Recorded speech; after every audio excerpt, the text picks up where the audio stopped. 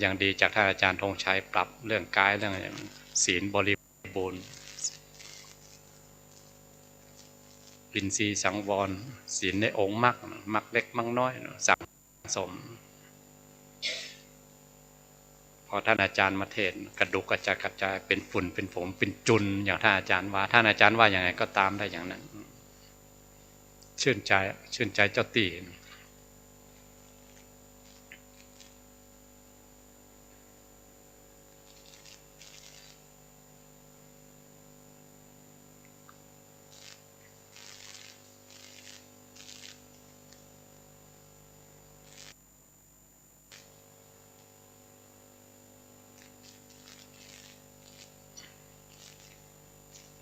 ครบแล้วนอนเอาไหว้พระกันก่อนนะครับ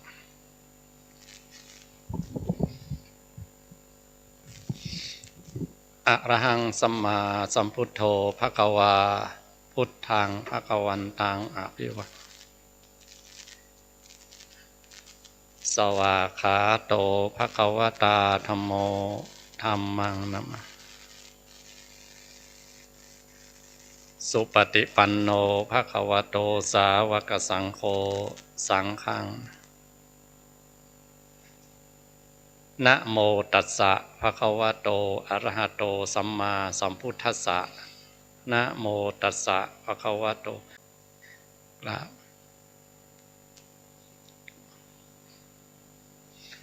นิมนต์ท่านอาจารย์พระครูดร.ไพโรจน์เขมคุณ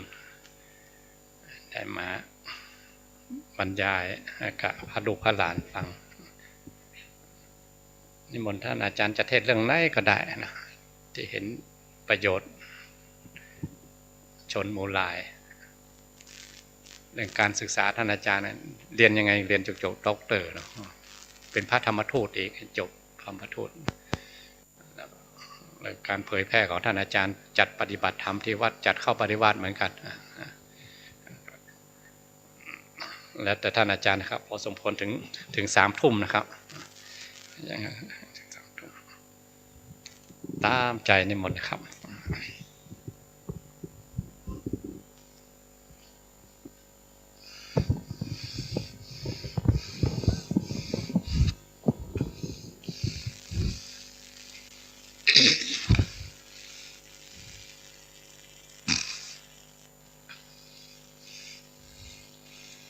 ขอนอบน้อมแด่พระผู้มีพระภาคเจ้าผู้ตรัสรู้ชอบด้วยพระองค์เองขอนอบน้อมในพระธรรมคำสั่งสอนที่ท่านได้ตรัสไว้ดีแล้วขอนอบน้อมแด่พระสงฆ์อริยสงฆ์สาวกของพระผู้มีพระภาคเจ้าผู้เผยแพร่ธรรมปฏิบัติตามรอยพระพุทธองค์ขอแสดงความเคารพอาจารย์พระครูเจ้าอาวาสวัดม่อนฤาษีและขอแสดงความเคารพคณะพระอาจารย์กรรมทุกรูปตลอดจนพระปริวาสขึ้นมานัดแล้วยังครับเนี่ยพระมนัตตจริกะทุกท่านและญาติโยมบาสิกานั่งตามสบายเลยครับก็เรื่องธรรมะก็คงจะบรรยายทำกันเยอะแล้วนะผมก็จะเล่าเพียงสังเขปถือว่ามาคุยกันแล้วกันก็การที่ผมยังคงสวดสติปัฏฐาน4อยู่เพราะว่าผ่านมาหลายยุคหลายสมัยแล้วก็สืบทอดกันมาตั้งแต่ประวัตินี่ตั้งแต่รัชกาลที่5นะครูบาอาจารย์ก็สืบทอดมาท่านก็มรณภาพไปหลายองค์แล้วจนมาหลวงพ่อแม้นท่านมรณภาพ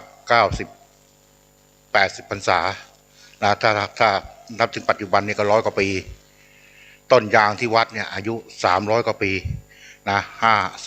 5 คนโอบ6 คนโอบนะมีเกือบ20 ต้นแล้วหลวงพ่อ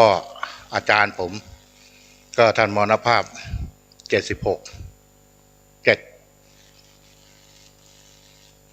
75 76นี่แหละนะท่านมรณภาพไป3 ปีแล้วนะก็ตอนนี้ก็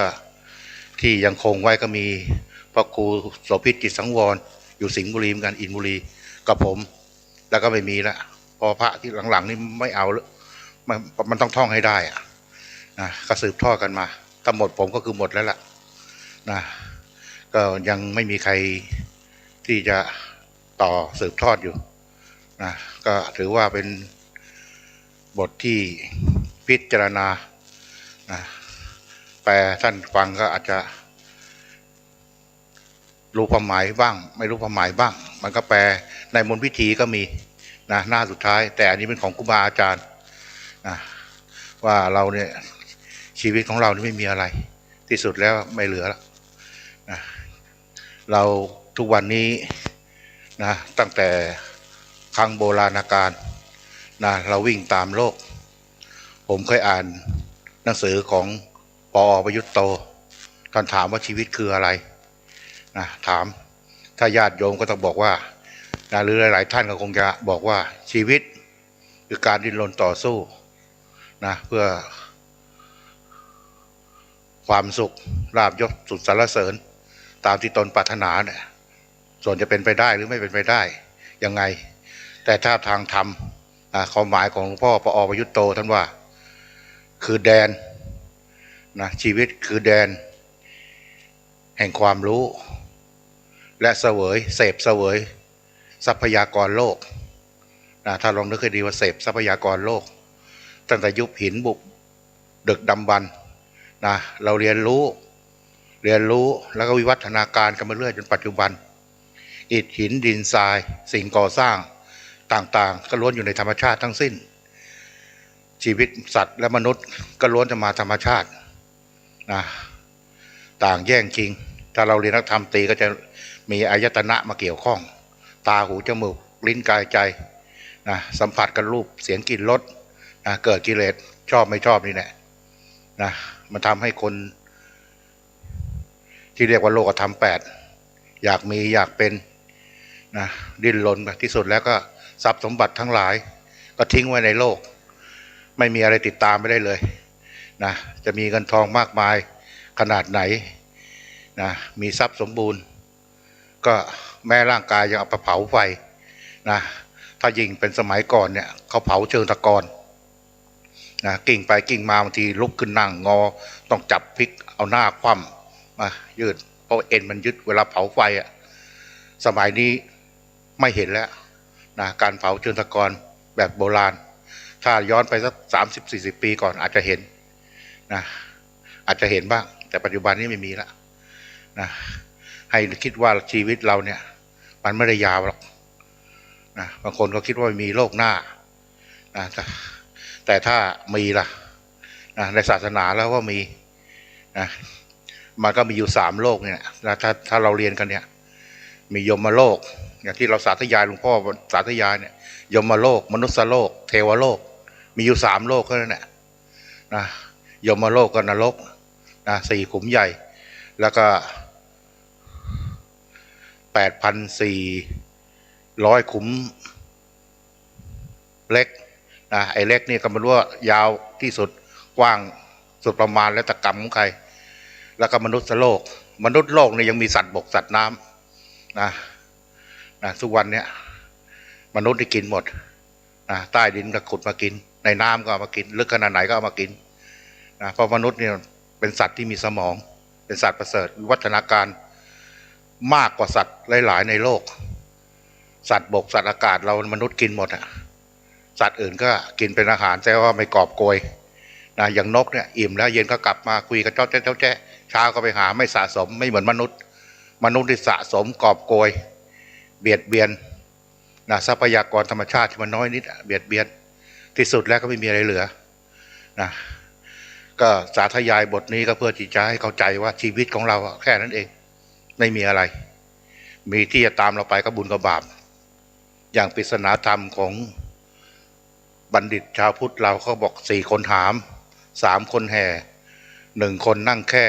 2คนพาไป4คนหามคืออะไรครับธาตุ4ดินน้ำไฟลม3คนแห่อนิจจังทุกขังอนัตตา1คนนั่งแค่กับจิตวิญญาณส่วน2คนพาไปเวียนว่ายตายเกิดในภพภูมิต่างๆก็บุญกับบาปไม่มีอะไรตามไม่ได้เลยนอกจากบุญกับบาป ให้มีทรัพย์สมบัติมากมายมีอะไรมากมายก็ไปแค่บุญกับบาปแค่นั้นเองชีวิตมีมากล้นก็ไม่มีความสุขนะไม่ว่าจะเป็นพระเจ้าแผ่นดินสามัญชนกษัตริย์ทุกประเทศนะล้วนกันหนีไม่พ้นทั้งนั้นแม้พุทธองค์เหล่าอริยสาวกท่านก็ปรินิพพานมรณภาพนะถ้าไม่กลับมาเกิดก็คือนิพพานอย่างเดียวตราบใดที่ยังมีกิเลสความโลภความโกรธความหลงก็ยังต้องเวียนว่ายตายเกิดอยู่ในวัฏสงสารหนีไม่พ้นหลีกเลี่ยงไม่พ้นนะแล้วแต่ว่าใครจะสร้างสะสมบารมีมามากน้อยกันเท่าไหร่นะทุกประเทศนะที่มีสงครามมีอะไรเนี่ยนะพระพุทธองค์เคยพยากรณ์ไว้แล้วว่ากำไม้ในมือเนี่ย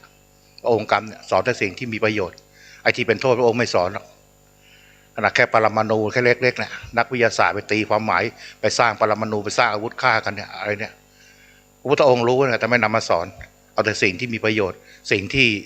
หมดกิเลสมาสอนนะไม่สอนให้คนมันแย่งชิงดีฆ่าฟันก็หรอกถึงไม่ฆ่าฟันมันก็ตายไม่รอดทรัพย์สมบัติอยู่ในโลกก็ทิ้งไว้ในโลกตายไปก็ไม่มีอะไรครับก็สังเกตเรื่องธรรมะของที่ผมได้สาธยายมาเพียงเท่านี้ก่อนก็ทีนี้ก็หลวงพ่อก็ได้เกริ่นว่าอยากทราบชีวประวัติของผมนะที่สามารถจบด็อกเตอร์ได้ความจริงอะผมทั้งโลกเนี่ยผมเป็นกรรมกรก่อสร้างธรรมดานี่ครับผันตัวเองเป็นผู้รับเหมาทำงานมาผมบวชตอนมีอายุแล้วบวชอายุ34นะบวชมีอายุตอนนี้ก็26 พรรษานะก็บวชอยู่วัดสัตหีบพรรษาหนึ่งนะบวชรุ่นผมนี่ก็ระดับสหระดับในร้อยในพันนะมีลูกชาวบ้านอยู่คนเดียวที่ไปบวชนะแต่บ้านเกิดผมอยู่สิงห์บุรีนะสมัยหลวงพ่อองค์ก่อนที่ท่านมรณภาพท่านเคยเป็นลูกวัดนะเป็นลูกศิษย์หลวงพ่อแม้นอดีตเจ้าวาดก่อนนู้นอีกนะท่านก็เห็นว่าผมมีฝีมือทางช่าง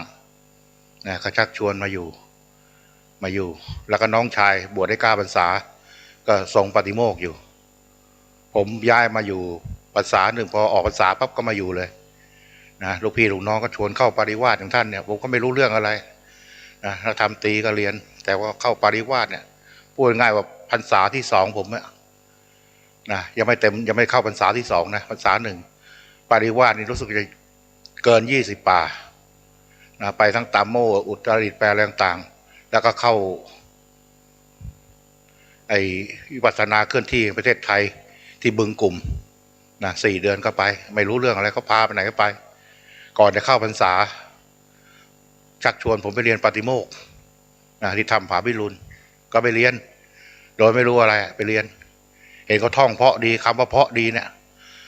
นะพอผมได้ปาฏิโมกข์7 เดือนคนไปที่หลังก็จบก่อนนะเราอายไม่กล้ากลับวัดท้อแต่ไม่ถอยนะไป2 เดือนก็กลับก่อนผมนี่มันปัญญาไม่ดีต้องท่องเยอะหน่อยซัดถึง400-500ถึงก็จำได้คนอื่นก็50 เที่ยว100 เที่ยวเขาจำไอเราไม่จำเนี่ยความจำไม่ดีต้องใช้ความเพียรละอัดไม่ต้องสนใจจำงั้นก็ไม่ได้กลับนะก็หลวงพ่อว่าทำผาพิรุณบอกว่าถ้าไม่จบไม่ต้องมาลามาทางไหนไปทางนั้นไม่ถือว่าเป็นศิษย์เรากลับวัดก็ไม่ได้ลาครูบาอาจารย์หลังจากเทปูนเรียบร้อยอะไรแล้วที่วัดนะลาถ้าไม่จบแล้วก็กลับไม่ได้กะไม่กลับถ้าไม่จบไม่กลับตั้งปฏิญาณตนเองเลยไม่กลับจนจบมาท่องได้พรรษา2ท่องได้5 ปีพรรษาที่6เข้าที่7มีโยมจากวัดโคกพระมาขอให้เป็นเจ้าวาดหลวงพ่อก็บอกว่ามีเวทีของเราแล้วเราอยากโตก็อยากมีเวทีเองลองเป็นรู้ที่เจ้าวาดเป็นแล้วจะได้รู้นะก็แล้วแต่ท่านตัดสินใจเอาท่านก็บอกว่าให้ใช้ความอดทนอย่างเดียวผมก็ไปอยู่ปี47ไปรักษาการ48แต่งตั้งเจ้าวาด18 ปีผมเพิ่งจะกลับพอเดือนเมษาเนี่ยกลับมาอยู่วัดเดิมเนี่ย18 ปีเนี่ยทำให้ผมจบด็อกเตอร์จากผมแค่จบนักธรรมโท อยู่วัดเสาอยู่วัดเสาของทองที่อยู่ปัจจุบันเนี่ยก่อนที่จะไปอยู่วัดโคกพระสิงห์บุรีเขตเดียวกันเนี่ยจบแค่นักธรรมโทความรู้แค่ป .7 มศ.1ไม่จบไปเรียนปวสเพื่อต่อยอดเขาไม่รับเข้าม.3นักธรรมเอกแต่ในปีนั้นก็ดีได้นักธรรมเอกพอดีนะเรียนปวสได้ปีหนึ่งก็มาคิดว่าชีวิตเราจะทำยังไงกับชีวิตเรามาบวชเนี่ยเสียเวลา6 ปี7 ปีเนี่ยเราจะศึกไปทำอะไรอายุมากแล้วนะ50แต่ว่าวิชาชีพมีนะเพราะว่าเป็นช่างรับเหมาก่อสร้างเป็นทั้งปูนเป็นทั้งเหล็กเป็นสารพัดนะมาประกอบอาชีพได้แต่ถ้าเป็นลูกจ้างเขาไม่ได้ต้องมีทุนเพราะว่าเราความรู้น้อยนะผมก็ไปอยู่ก็เรียนนักธรรมตรี4 ปีที่วัดพิกุลทองพอเรียนจบแล้วมาคิดต่ออีกเราจะเอาแค่นี้เหรอลองกำลังดูนะอันนี้ก็คือพูดให้เป็นกำลังใจท่านไม่ใช่โอ้อวดนะก็คิดว่าถ้าเราหยุดแค่นี้เวลาเราเยอะอีกอย่างเราอยู่วัดเนี่ยคนชอบเราก็มีไม่ชอบเราก็มีญาติโยมเราไปอยู่วัดใหม่เนี่ยไปขัดผลประโยชน์ก็เยอะแล้ววัดเนี่ยมีทั้งเป็นบ้านของรัฐมนตรีว่าการกระทรวงเทคโนโลยีเนี่ยนะพรรคประชารัฐเนี่ยนะแล้วก็เป็นบ้านตอนนั้นเขาก็เลือกตั้งผู้ใหญ่กำนันมันแตกแยกกันเป็นแถวก็นะมันก็ทำอะไรยากและผมเองก่อสร้างอะไรในนั้นผมไปตัดแข้งตัดขาผู้รับเหมาเขาตีงานเป็นแสนผมทำไม่กี่หมื่นแล้วนะจ้างลูกน้องรายวันแล้วก็คุมนะขัดผลประโยชน์เขาเยอะนะสร้างความเจริญที่วัดเนี่ยเยอะนะเราก็มีทั้งคนชอบไม่มีคนชอบก็มันก็อยู่ยากเหมือนกันนะวัดโคกพระนี่ก็อยู่ยากนะทั้งบ้านเมืองทั้งอะไรต่างๆก็บริหารก็มาคิดว่าเรียนดีกว่าให้เขาด่าไงก็เราก็วัดแล้วก็ทำงานตามปกติแล้วก็เรียนไปเวลาว่างไม่อยากจะอยู่วัดว่างั้นเถอะนะ4 ปีจบปีที่5ก็ปฏิบัติศาสนกิจปีที่6เราเลือกเรียนเราเป็นพระเราจะเรียนอะไรเราบวชมาเพื่ออะไรถามตัวเองดูเราวิปัสสนานั่งก็ไม่เคยเกิน10 นาที20 นาทีเต็มที่ได้ครึ่งชั่วโมงเอายังไงดีกับชีวิตเข้าสำนักเลยได้ข่าวว่าไอ้สารยานะปโทเขามีเรียนวิปัสสนาก็ไปสอบสัมภาษณ์สอบอะไรเรียบร้อยไม่ผ่านหรอกไม่ผ่านไปเรียนโทวิปัสสนาภาวนาเนี่ยไม่ผ่านแล้วก็เงียบมาเป็นเดือนเกือบ2 เดือนผมก็มาคิดว่าเขาไม่เรียนใส่ไม่ผ่านใส่ไม่ได้เรียนกลัวจะเสียเวลาเสียปีก็เลยไปสมัครเรียนที่นครสวรรค์อีกมหาลัยสงฆ์นครสวรรค์บริหารการศึกษาพอไม่นานพอสมัครจ่ายค่าค่าเทอมมาเรียนเรียบร้อยแล้วนะจะไปเรียนทางธรรมโมลีนะหรือทางพ่อสมเด็จพระชินวงศ์นะที่สารยานะพ่อตอนนั้นพ่อสังกัดวัดพิชัยญาติเขามีหนังสือบอกว่าปฏิบัติเดือนหนึ่งถึงจะให้เรียนเป็นปริญญาโทนะถึงจะให้เรียนมาคิดดูยอมทิ้งบริหารการศึกษาไปเรียนปโทเลยไปปฏิบัติเดือนหนึ่งโดนสอบอารมณ์ทุกวันอาทิตย์แรกให้นั่งชั่วโมงเดินชั่วโมงเราไม่เคยทำได้ครึ่งชั่วโมงยังไม่ได้เลยแต่ว่าถ้าทำไม่ได้เขาไม่เรียนมาคิดแล้วร้องเขาก็มีเลือดมีเนื้อเราก็มีเลือดมีเนื้อตายก็มันตายนะท้อแต่ไม่ถอยตายก็เป็นตายปฏิบัติไปกับเขาพอที่2บังคับอีกแน่นะถ้าใครนั่งต่ำกว่า4 ชั่วโมงก็ถือว่าไม่ผ่านทำยังไงชั่วโมงยังแย่แล้วใน4 ชั่วโมงนะ4 ชั่วโมงทำได้เต็มที่มันสุดมันเกินปวดมันไม่รู้จะว่ายังไงกำหนดมันไม่พูดถึงกำหนดบ้างไม่กำหนดบ้างนะมันก็ดิ้นอยู่ในใจเพราะขยับไม่ได้กระดูกกระดิกไม่ได้ก็หยิบออกเลยไม่ผ่านเขาให้ภายในอาทิตย์หนึ่งก็เลยนั่งเดินชั่วโมงแล้วก็นั่งให้ได้4 ชั่วโมงครั้งแรกได้3 ชั่วโมงแล้วพอใกล้ๆจะสิ้นอาทิตย์ที่2แล้ว ทำได้4 ชั่วโมงหน่อยๆถึงผ่านทีนี้เขาก็ปรับมานั่งชั่วโมงเดินชั่วโมงเสร็จก่อนจะออก ก่อนจะจบหลักสูตรจะเข้าเรียน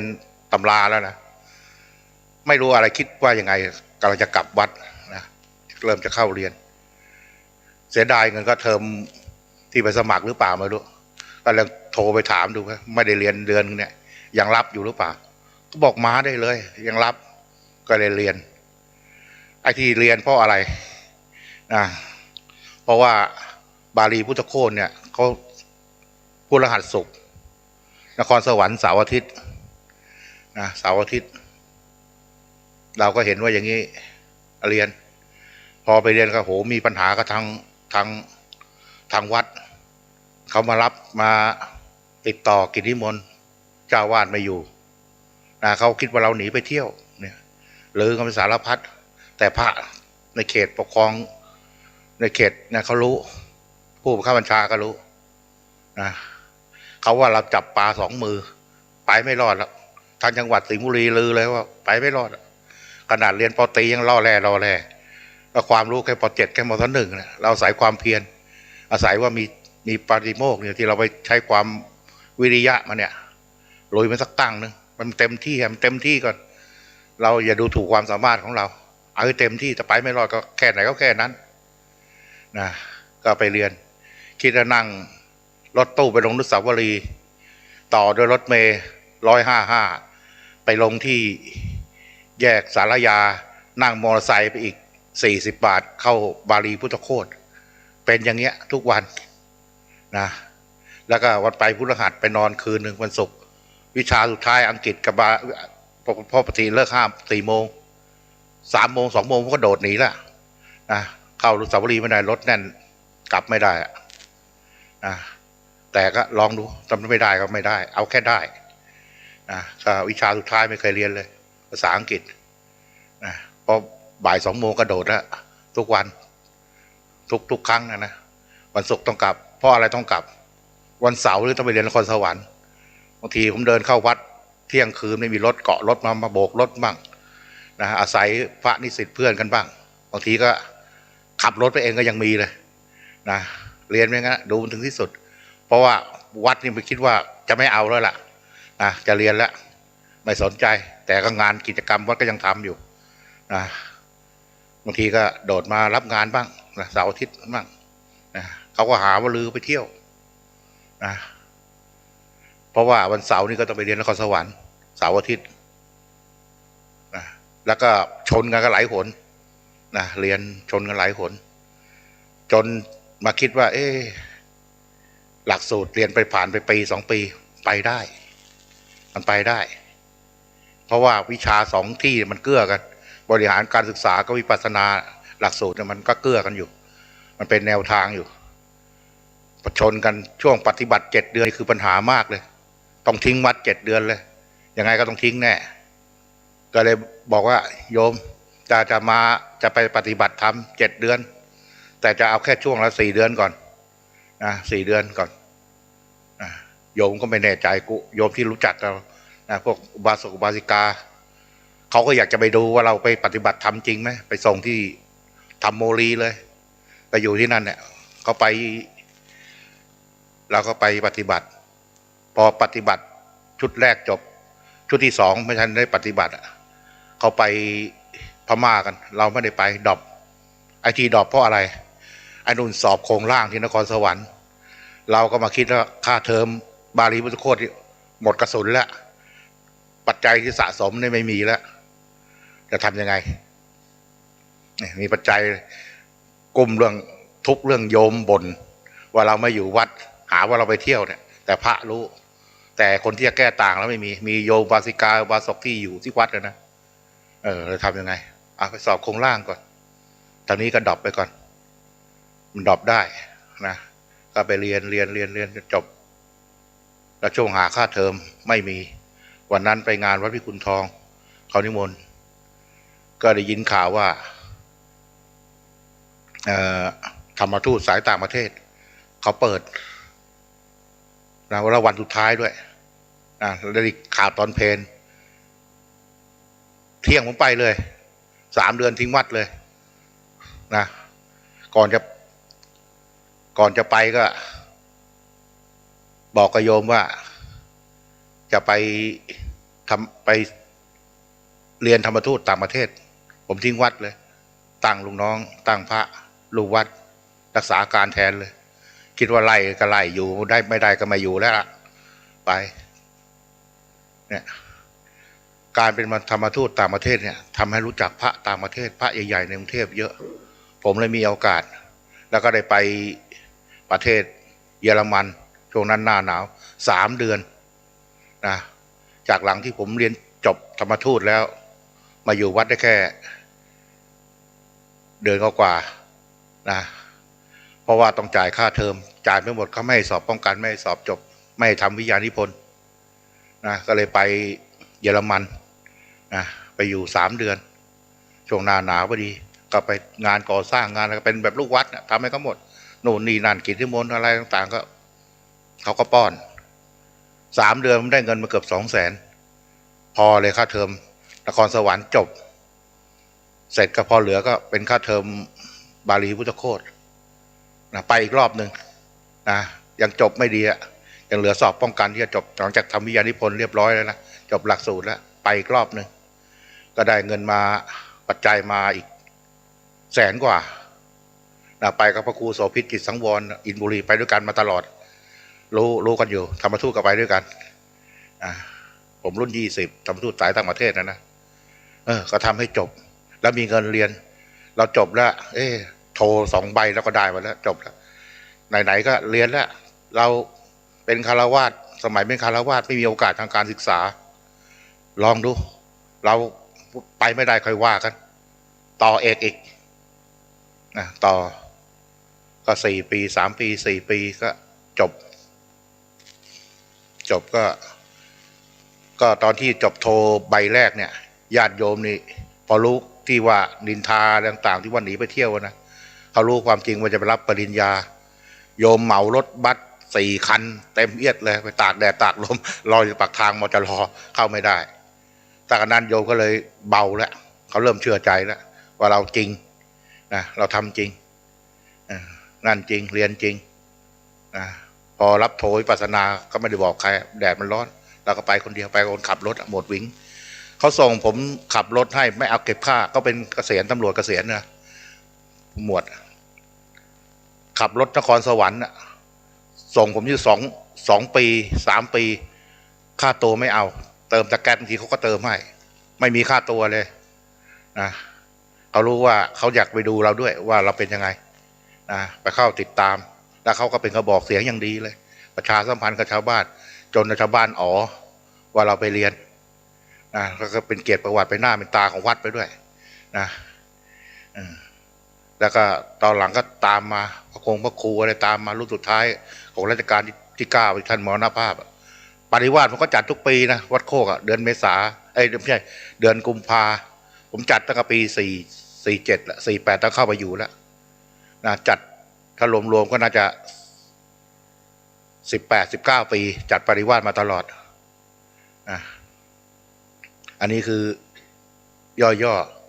แล้วผมก็มาเนี่ยกลับมาวัดเดิมกันแล้วหลวงพ่อผมมรณภาพตั้งรักษาการก็ท่านไม่ถนัดเรื่องก่อสร้างไม่ถนัดเรื่องอะไรท่านไม่เอาอะไรเลยพูดง่ายนะแล้วท่านก็ไม่ค่อยอยู่วัดกสิทธิ์รุ่นพี่เนี่ย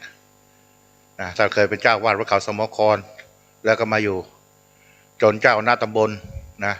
แล้วก็เจ้าวาดต่างๆที่อยู่ในเขตปกครองแล้วเจ้าน้ำอำเภอปกติเจ้าน้ำอำเภอก็ไม่ชอบหลวงพ่อเท่าไหร่ไปขอร้องผมว่าเป็นเจ้าวาดบอกว่าช่วยวัดครูบาอาจารย์ก็เหลือพระหลวงตาองค์หนึ่งลูกวัดองค์หนึ่งวัดเนื้อที่40 กว่าไร่42 ไร่กลัวจะเป็นวัดล้างไม่ใช่อะไรไม่มีพระไม่มีศักยภาพแล้วพระวัดนู้นผมมี6 องค์ 7 องค์ก็ปันมาก็มาอยู่เนี่ยผมแต่งตั้งเมื่อเดือนเมษาเนี่ยแล้วก็การที่เราจบธรรมทูตเนี่ยทำให้เราไปได้หลายที่ต่างประเทศผมไปไม่ต่ำกว่า20 ประเทศนะจากเยอรมันแล้วก็ต่อสวีเดนนอร์เวย์ฝรั่งเศสเบลเยียม นะจนมารู้จักพ่อสุเมธรู้จักทีมงานนี้ไปอเมริกาก็3 ครั้ง3 ครั้งเนี่ย3 ปีมาเนี่ยก็เลยรู้จักทีมงานทั้งนี้นะก็เนี่ยอาศัยธรรมทูตสายต่างประเทศนี่แหละทำให้มีเพื่อนต่างประเทศมีสาธมิกมีเรื่อยนะเรามีความจริงใจก็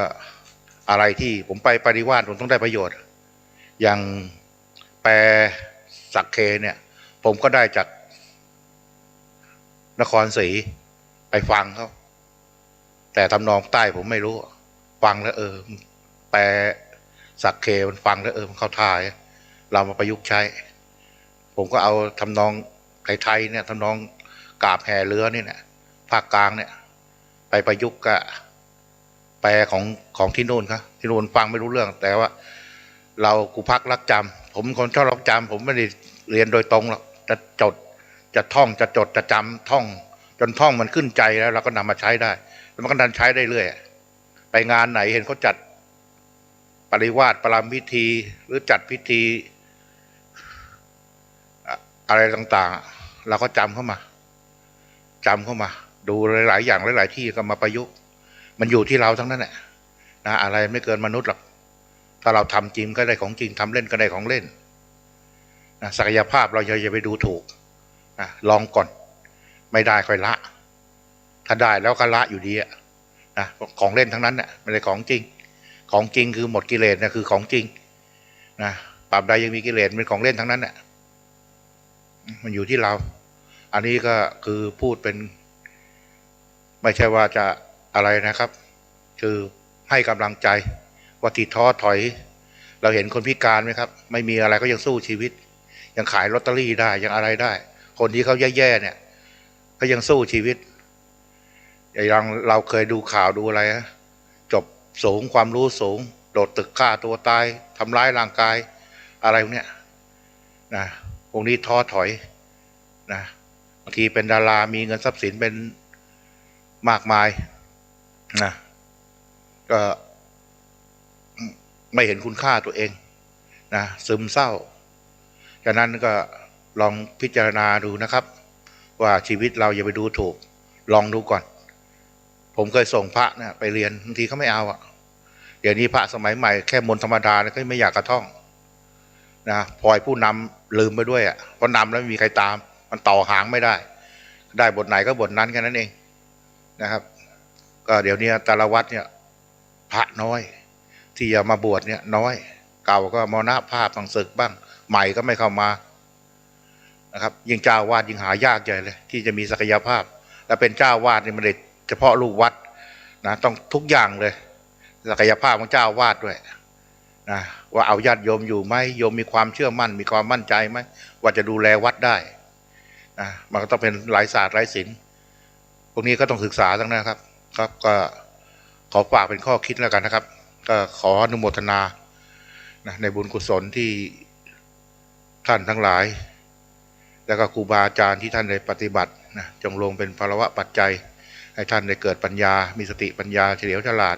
สามารถจะต้านทานต่อสู้กิเลสจนเข้าสู่พระนิพพานด้วยกันทุกคนทุกท่านสาธุ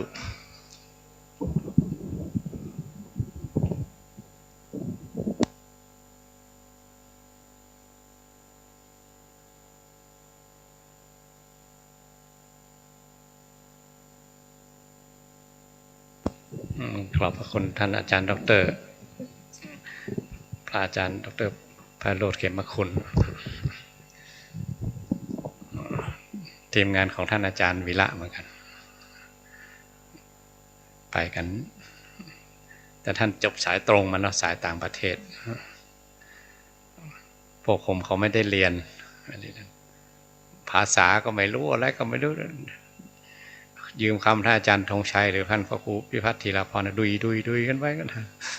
ไปกันได้เหมือนกันกำมวนเดีย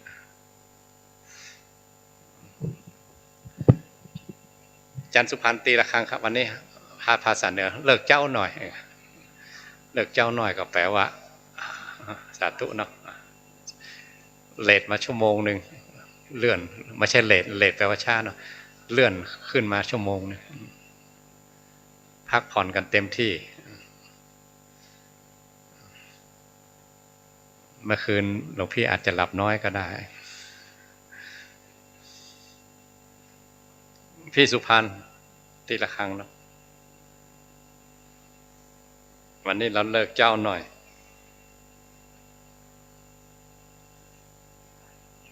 พี่สุพรรณอยู่ไหนไม่รู้ท่านตรงเวลาเป๊ะเนาะพอเราเลื่อนแล้วก็ไม่ได้บอกกันก่อนอยู่ไปแล้วไม่ถูกกันกับละครั้งตีกันทุกวัน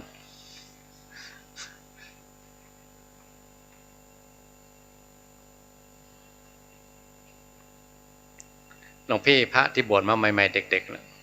เรียนหลวงพี่เรียนมีโอกาสมากๆ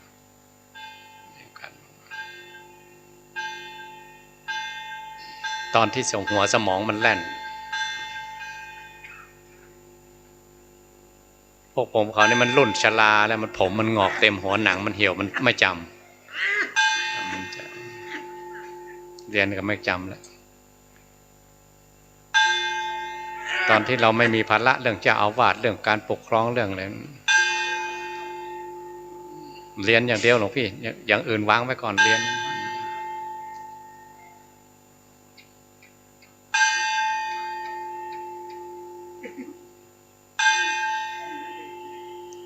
ถ้าไปอเมริกาเขาจะถามกันนะจบธรรมทูตรุ่นไหนหรือจบมหาจุฬารุ่นไหนจะถามไปถ้ามันมีเกียรติไปแบบมีใบรับรองมอก.ไปแบบมีมอก.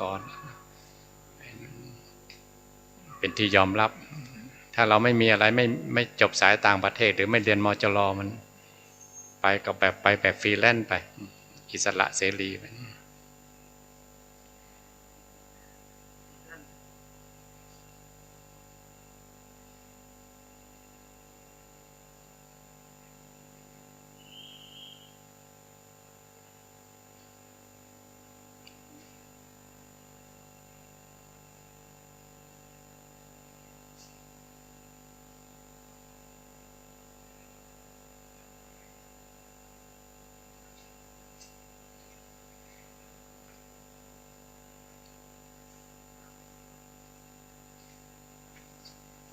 หรือเราจะเรียนวิปัสสนาโดยตรงก็เข้าไปหาครูบาอาจารย์ศิษย์มีครูก่อนเนาะไปหาครูบาอาจารย์หลวงพี่ขอฝากหน่อยนะหลวงพี่บางรูปไปเอาไม้ไปสอดที่ตัวลูกลอยหลังวัดคือหวังดีอยากให้หน้ามันเต็มแต่เราลืมเอาไม้ออกมันก็เลยล้นเลยท่านอาจารย์พรชัยท่านมาพูดเมื่อกี้ผมสูบน้ำตั้งนานน้ำมันไม่เต็มน้ำทำไมปั๊มน้ำทำไมไม่ตัดถ้าก็เดินดูทั่ววัดอ้าวที่ไหนได้ใครไม่รู้เอาไปไม่เสียบที่ลูกลอยไม่ให้มันจมลงไปไม่ให้มันลอยก็หวังดีเนาะหลวงพี่นะหวังดีอยากจะให้น้ำมันเต็มหน่อยหวังดีแต่ความหวังดีเนี่ยพอเราลืมเอาออกมันก็เปิดไม่หยุดเลยเนาะมันไม่ได้ตัด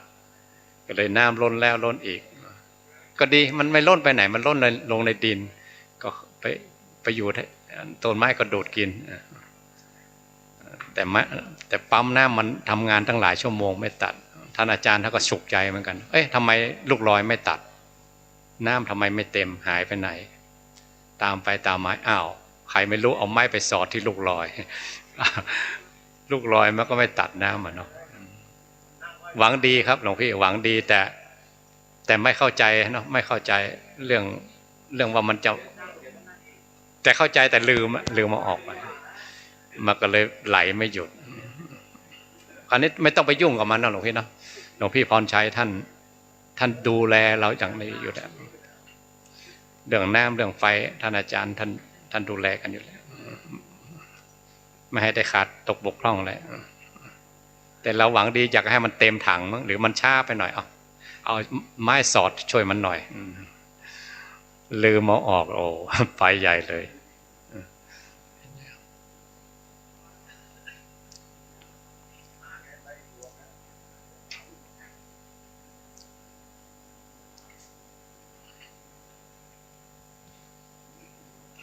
พี่พรชัยไปไหนแล้วพี่พรชัยนี่กี่ชั่วโมง นานเลยเนาะ4 ชั่วโมง2 เกินที่เราปั้มชั่วโมงเดียวเต็ม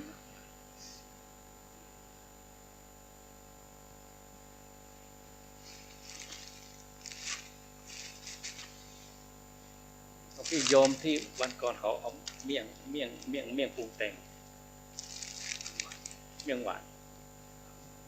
านปรุงแต่งอันนี้น้ำมะขามป้อมคั้นสดๆ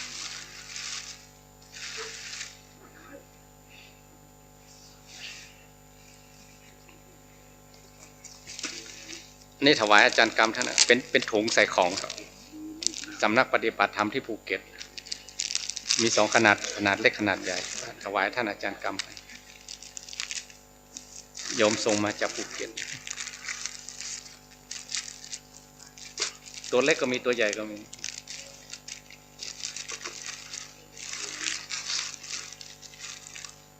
ถวายครูบาอาจารย์ท่านผมก็เอาบ้างถุงใส่ของใส่ยาสีฟันใส่สบู่ใส่อะไรก็ได้ถุงใส่ของจุกจิกพวกยาพวกนี้มีหูรูดด้วยนะมนต์ครับฉลองศรัทธาโยม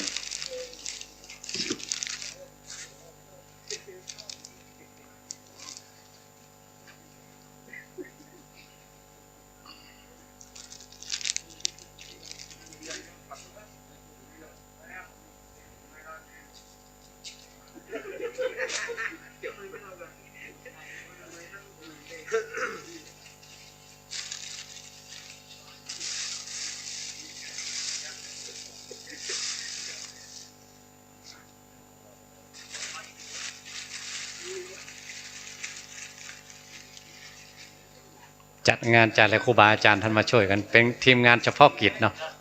พอถึงงานที่ก็บึ้มกันมาทีโอ้ม่วนทำงานด้วยกันมา30 กว่าปีจนแก่กันมาตั้งแต่ผมดำยันผมงอก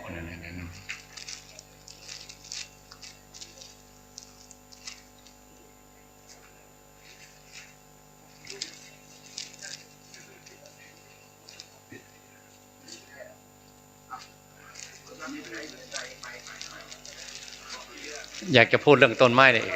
ท่านอาจารย์วิระตอนนั้นพาลูกวัดมั้งมาเข้าปริวาสแบบส่วนตัวแบกกันมา10 กว่าลูกโอ้โหคือผมไปตอนข้างหลังวัดมันมีต้นแม่ของมันต้นที่ริมสระน้ำตอนเสร็จก็หามกันมาปลูกเลยก็ใหญ่เลย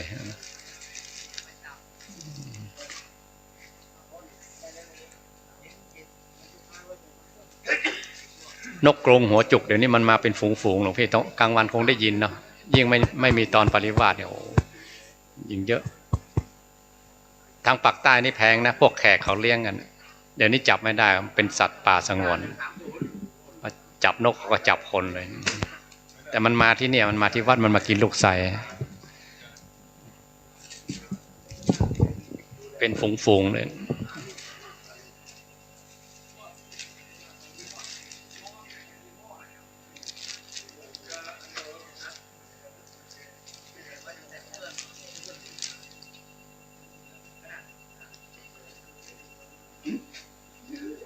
อาจารย์วิระอาจารย์วิระไหมไปที่หมดทางไหนท่านอาจจะนวดอะไรบอกวันนี้เช้า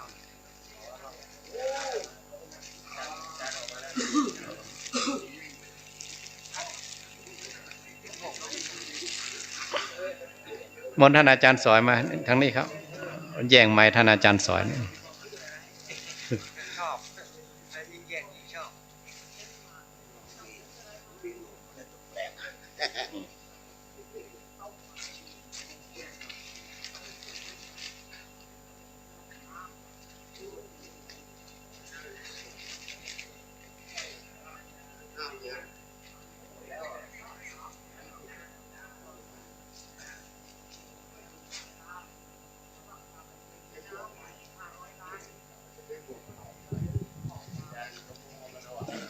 ชื่นใจแทนท่านอาจารย์พระครูไพโรจน์นะครับ มีโยมตามได้เลยโยมบอกท่านอาจารย์สาธยายเมื่อกี้โยมตามคำนั้น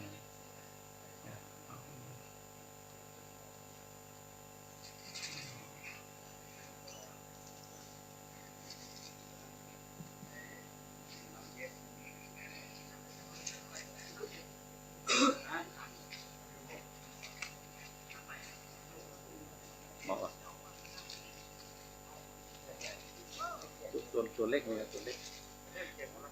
ครบไหมตัวเล็กครบไหมไม่ไม่ครบเนาะไม่ครบหมดแล้ว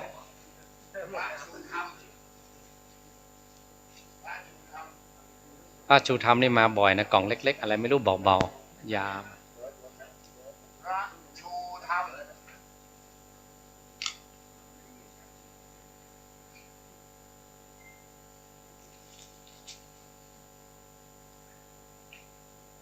หลวงพี่ก็รักษาสุขภาพดีหน่อยนะทำความลำบากให้อาจารย์จ่าวันนี้ก็ไปส่งท่านบริการนะก็บริการบุญก็บุญนะแต่ว่าก็เป็นภาระของท่านอาจารย์จ่าก็พยายามเราเองก็รักษาสุขภาพให้นะถ้าก็เต็มใจอุปถัมภ์ภิกษุไข่วันแรกก็เจอเลยเอาเลยล้มกันต่อหน้าต่อตาไปส่งกัน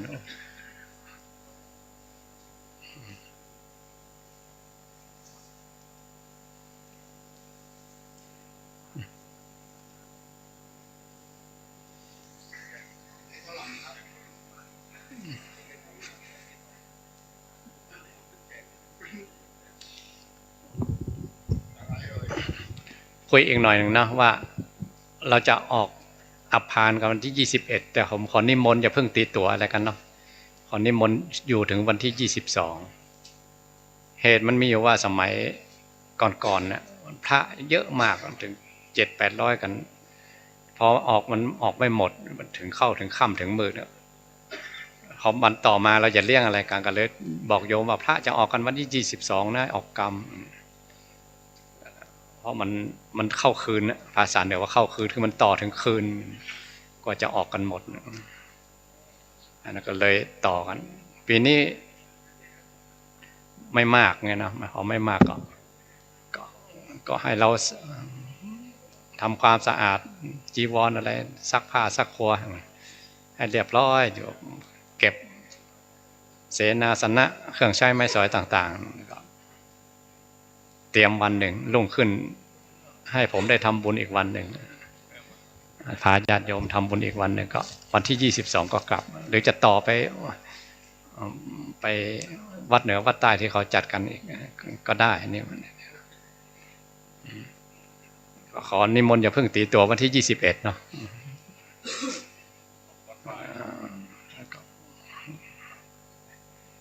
ก็นิมนต์อยู่กันอีกวันหนึ่ง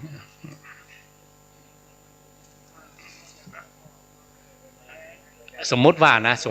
หลวงพี่ออกกรรมบริสุทธิ์ด้วยศีลเงี้ยถ้าหลวงพี่ไปฉันก๋วยเตี๋ยวที่ร้านเจ๊กนี่ก็แล้วกันเนาะฉันแม่ค้าเราตังค์แลกไปได้อาหารมามันเป็นแลกเปลี่ยนมันไม่เป็นบุญแต่ถ้าหลวงพี่อยู่วันที่22อีกวันหนึ่งให้ญาติโยมผมได้ทำบุญมันเป็นบุญล้วนๆเลยนะเป็นบุญของผมด้วยเป็นบุญของญาติโยมหลวงพี่ก็เป็นเนื้อนาบุญเงี้ยต่างคนต่างได้บุญแต่ถ้าเราออกไปเนี่ยมันเป็นแลกเปลี่ยนไปย่ะมันไม่ใช่บุญเป็นเนื้อนาบุญให้ผมอีกทีหนึ่งเนาะอุตสาห์ทนุถนอมกันเป็นเดือนมาแล้วครับหลวงพี่บางลูกมากันเป็นเดือนวันที่22เป็นบุญให้ผมอีกวันหนึ่งได้พาญาติโยมได้ทำบุญถวายภัตตาหารกับหลวงพี่บริสุทธิ์ด้วยศีล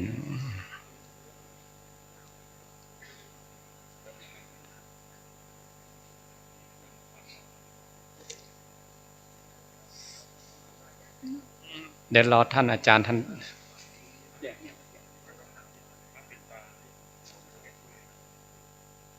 มนท่านอาจารย์วิระทางตรงกลาง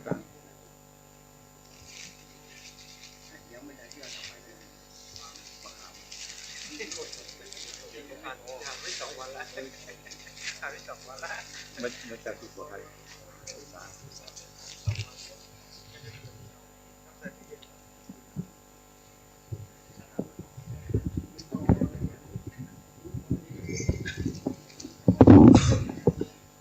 พอดีพา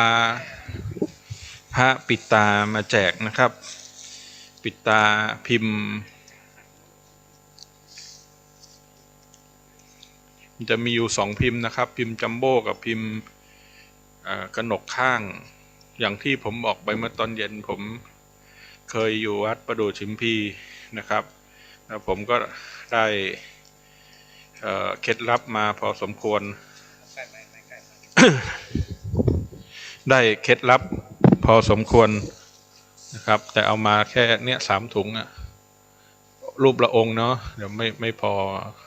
ค่อยไปเอาที่วัดเก่าแล้วกันเกจิที่มาเสกนะครับก็สายวัดประดู่นะครับพ่อท่านผ่องวัดแจ้งที่พัทลุงนะครับผมนิมนต์มาดับเทียนชัยนะพอท่านมาถึงท่านบอกว่าคุณทำหลวงปู่โต๊ะได้ไงแกชี้ไปที่รูปหลวงปู่แล้วก็ผมก็มีเครื่องบวงสรวงมีใบสีอะไรผมก็บอกว่าผมเคยอยู่วัดประดู่ครับหลวงพ่อท่านบอกว่าแกชี้มาตัวท่านนะท่านอายุ90กว่าผมก็เป็นศิษย์หลวงปู่ตอนสมัยผมไปเรียนกรุงเทพผมไปอาศัยอยู่วัดประดู่ชิมพีผมก็ฝึกกรรมฐานกับหลวงปู่โต๊ะนะที่วัดประดู่ชิมพีโอ้ผมไม่รู้มาก่อนเลยนะพอว่าท่านเป็นศิษย์หลวงปู่โต๊ะก็นั่นนะพอหลังจากนะก็โอ้เราแบบบุญบารมีบุญของเรานะบุญของเราจริงโอ้สายหลวงปู่มาเสกให้โดยเฉพาะเลยท่านก็เป็นศิษย์เขาอ้อด้วยนะแล้วก็ท่านเป็นศิษย์หลวงปู่โต๊ะด้วยแล้วก็มีครูบาอาจารย์มีอาจารย์วัดหลงบนน่ะหลวงพ่ออะไรนะวัดหลงบนนะหลวงพ่อสมนึกที่ทางสายนครนะมีผมนึกชื่อไม่ออกก็สายเขาอ้อหลายองค์อาจารย์วัดประดู่หอมแล้วก็สายเนี่ยหลายองค์นะครับประมาณ10 กว่ารูปนะครับหลวงพ่อธงชัยเราด้วยหลวงพ่อธงชัยที่นะวัดน้ำรอบเป็นองค์จุดเทียนชัยนะครับอาจารย์โดงอาจารย์อ๋อหลวงพ่อสอยก็ไปนะครับก็หลายรูปตั้งใจทำนะครับอันเนี้ยผมรวบรวมน้ำมนต์มา100 กว่าวัดจากทั่วประเทศเนี่ยแล้วก็มาใส่โอ่งที่วัดนะแล้วก็เอาพระเนี่ยแช่ลงไปแล้วก็ตอนปลุกเสกนะปลุกเสกแล้วก็เนี่ยนำมาผึ่งให้แห้งแล้วก็เอามาถวายหลวงพ่อหลวงพี่นะครับพุทธคุณก็โอเคนะครับพุทธคุณของหลวงปู่เนาะหมดแล้วเนาะไม่พอก็หมดแล้วเหลือขาดองค์ไหนไม่รู้จำไม่ได้นะเดี๋ยวมันจะมีมหาเสน่ห์องค์เล็กเดี๋ยวค่อยเอามาแจกโอเคเอาวันนี้แค่นี้ก่อนค่อยเดี๋ยวพรุ่งนี้ค่อยแจกต่อนะครับก็ผมจะทำอยู่2-3เนื้ออันนี้เนื้อเกสรแช่น้ำมนต์แล้วก็บางรูปจะได้เนื้อผงทูบมีเนื้อเกสรเนื้อผงทูบแล้วก็เนื้อดินกากยายักษ์ดินกากยายักษ์เนี่ยคนเล่นพระก็รู้เนาะส่วนคือสมัยก่อนหลวงปู่ทวดรุ่น2497เขาเอาดินกากยายักษ์ที่ลำพญาที่ยะลาปัตตานีด้านนู้น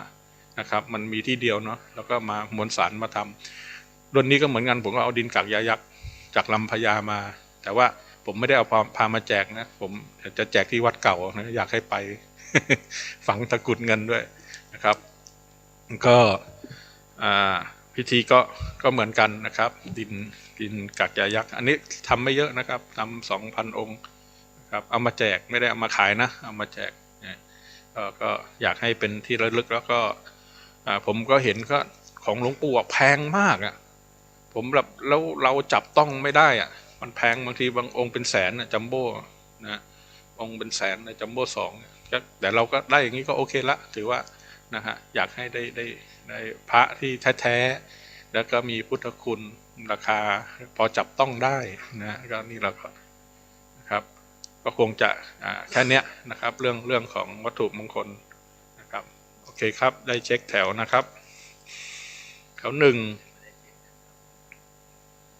แถว2แถ ถว3 4 5 6 7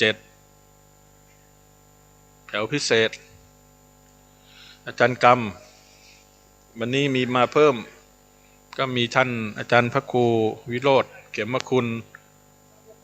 อาจารย์สมพงษ์วัดมะพร้าวเตี้ย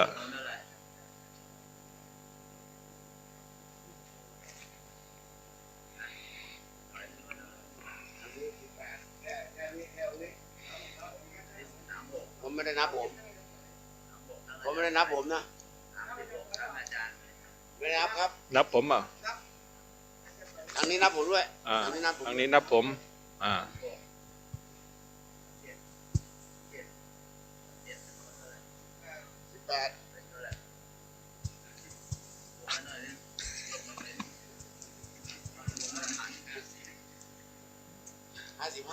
55 ใช่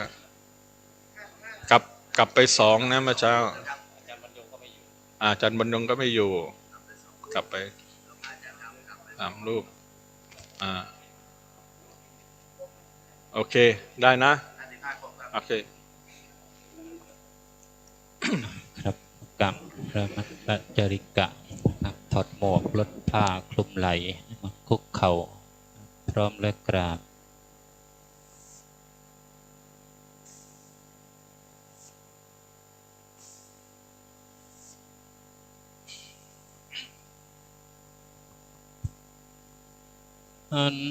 ธรรมยังพุทธัสสะภะคะวะโตปุพพภาคณมกรังกโรมะเสอ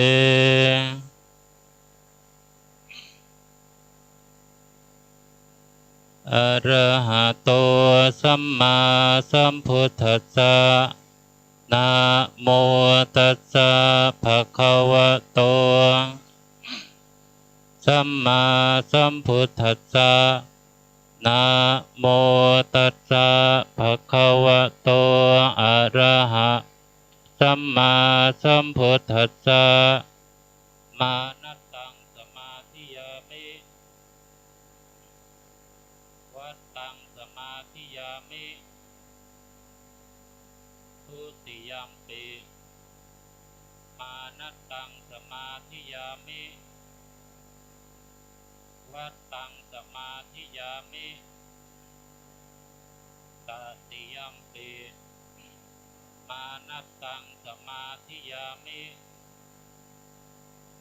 วัตตังสมาธิยามิอะหังพันเต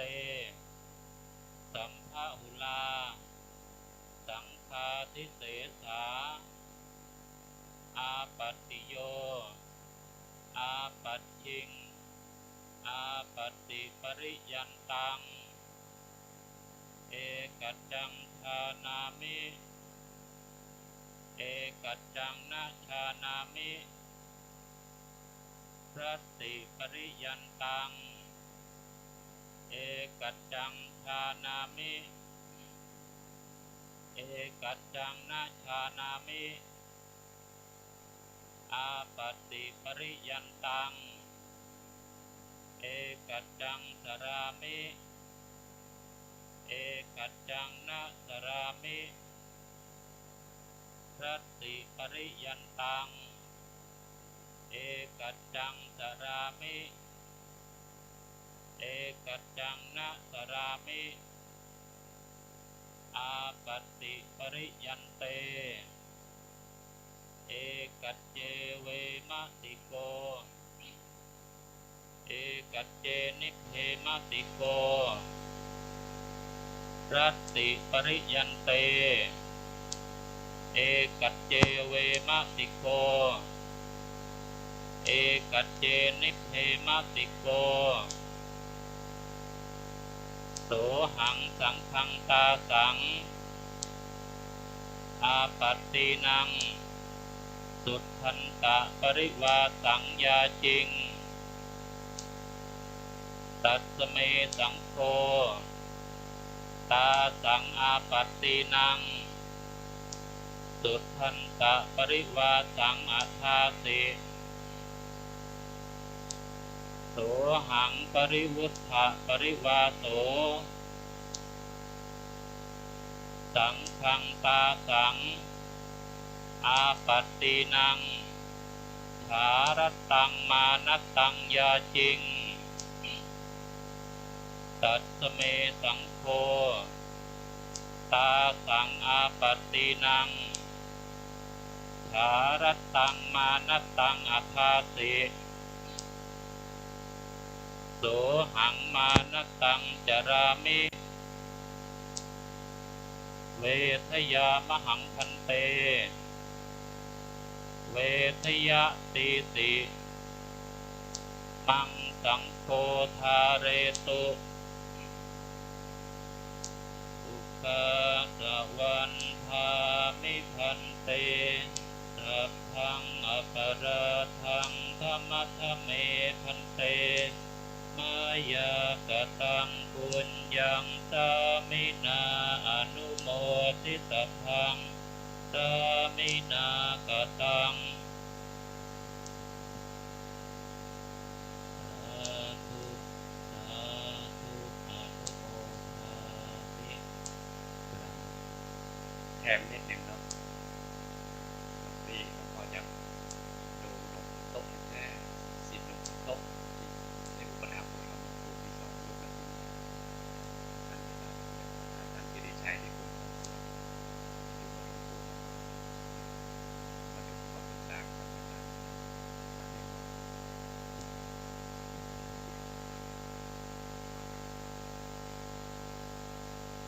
อะระหังสัมมาสัมพุทโธภะคะวาพุทธังสวากขาโตภะคะวตาธัมโมธัมมังนัมมัสสุปฏิปันโนภะคะวะสังฆัง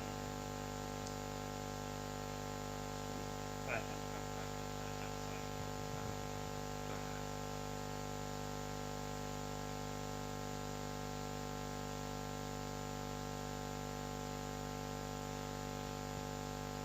อะมหัตตะจริกัตถุกะสังฆเดชทานนะครับ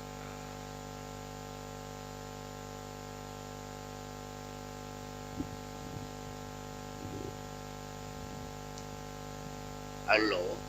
เอาหลวงพ่อที่กดไหลย้อนเมื่อวานนี้เป็นไงบ้างฮะ